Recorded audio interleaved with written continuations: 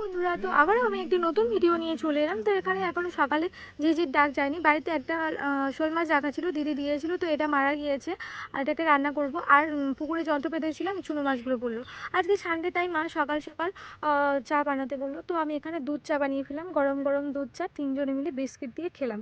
তো তারপরে এখানে সকালে একটা ভাইজি এসেছিলো, বর্ষা, সে ফুল তুলতে এসেছিলো। তো ফুল তুলে নিয়ে যাওয়ার পথে আমার ছেলে তার সাথে যেতে চাইলো, তো তাকে পাঠিয়ে দিলাম। তারপরে সে টাটা বাই বাই করতে করতে চলে গেল। এই ফাঁকে আমি তার জন্য টিফিন বানিয়ে নেব বলে এখানে মুসুর ডাল আর ডালিয়া নিয়েছি। আর মুসুর ডাল আর ডালিয়াতে দেবো বলে আলু কেটেছি, পেঁপে আর কুমড়ো কেটেছি, মায়ের জন্য একটা গোটা লঙ্কা, কাঁচা লঙ্কা দিয়ে দিলাম। তো তার মধ্যে এই রান্নাটা আমি খুব সিম্পলভাবেই করে নেব। তো শুকনো লঙ্কা দেবো না, ছেলে খাবে। তো এখানে জিরে আর তেজপাতা দিয়ে সবজিটাকে নাড়িয়ে চাড়িয়ে তারপরে তার মধ্যেও ডালিয়া ডাল দিয়ে একটু কষিয়ে নিয়ে তো এখানে একেবারে বসিয়ে দিলাম।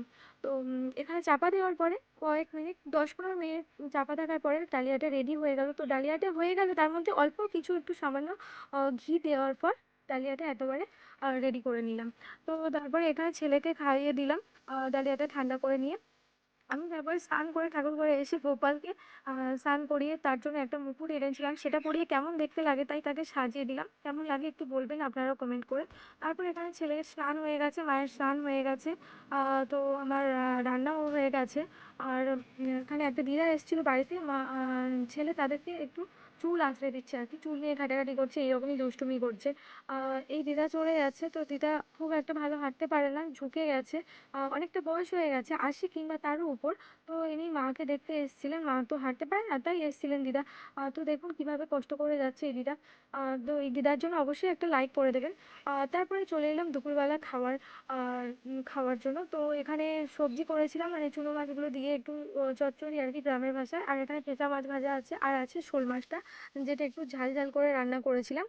তারপরে এখানে খাওয়া দাওয়ার পরে আমি চলে এলাম পুকুরের কাছে। তো পুকুরে দেখছি এসে কতটা জল হয়ে গেছে, পুকুরে নারকেল গাছের ছায়া পড়েছে, দৃশ্যটি কেমন দেখতে লাগছে।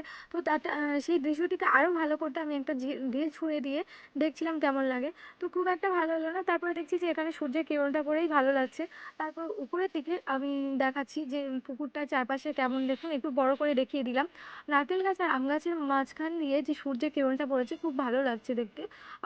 তারপর এখানে আমাদের বাড়িটাকে দেখাচ্ছি, যে চারিদিকে দেখুন গাছপালা, এক কথায় বলতে গেলে প্রকৃতি আবৃষ্ট করেই রেখেছে আমাদের বাড়িটা।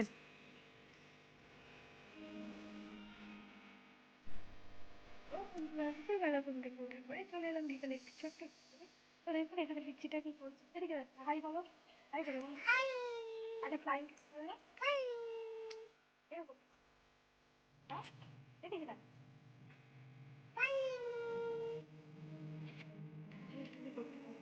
তো টাটা। তারপরে এখানে বিকেলে দেখলাম যে একটা দাদা এসছে ডাব গাছে উঠছে ডাব পাড়তে। তো অনেকদিন না ওঠার ফলে দাদার একটু কষ্ট হচ্ছিল। তারপরে এখানে দেখুন যে সবুজের পর সবুজ একদম ধান জমি খেতে কত সুন্দর প্রকৃতি তার রূপ ঢেলে দিয়েছে। তার মাত্র কয়েকটা মাস, তারপর প্রকৃতি আবার তার অপরূপ দৃশ্য দেখাবে সোনালি রঙে। তারপরে এখানে দাদা অবশেষে উঠতে সফল হলো এবং কয়েকটি ডাব পেড়ে নিয়ে নিচেও চলে এলো। তারপর এখানে বৌদিও এলো, তো দাদা কয়েকটি দাদার জন্য ডাব নিয়ে গেল এবং আমাদের জন্য কয়েকটি ডাবও রেখে গেল। তারপর এখানে সন্ধে হয়ে যাওয়ার পরে আমি চলে এলাম ছেলেকে পড়িয়ে নিয়ে। এখানে কুমড়ো আর আলু কেটে নিলাম বেসন দিয়ে ভাজা করব বলে। তারপরে এটা গরম গরম ভাজা হয়ে গেলে ভিডিওটি এন্ড করলাম আমি।